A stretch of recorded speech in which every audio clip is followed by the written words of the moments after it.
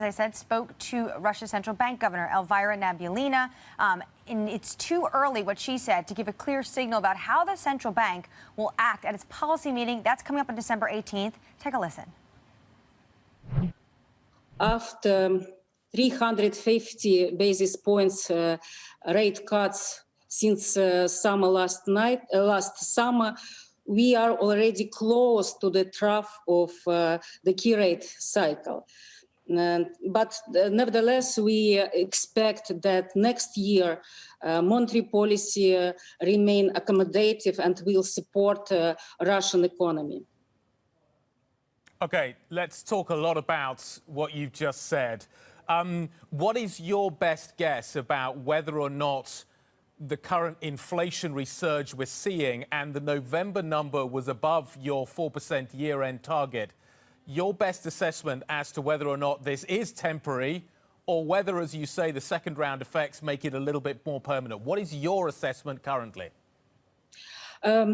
It's our assessment. It's more one-off factors, temporary with temporary effects, but we need to assess it carefully because we have concerns about inflationary expectations.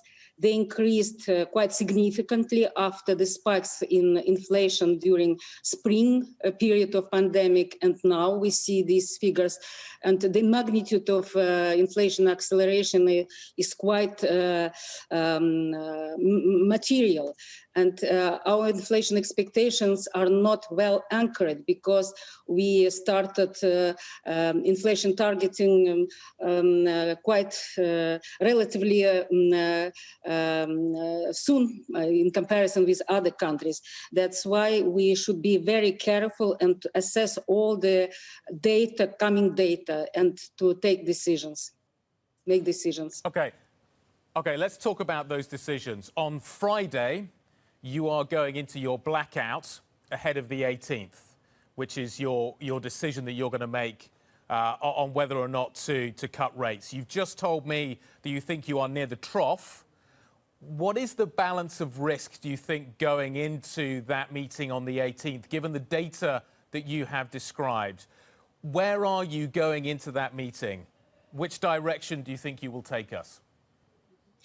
Of course, we make our decision based on our forecast for next year because, all monetary decisions, they act with some lag in the time.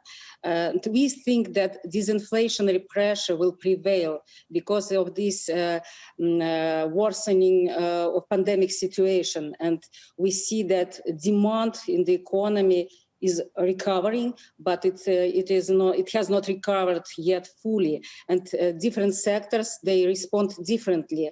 And we see that many service sectors, they suffer from this situation.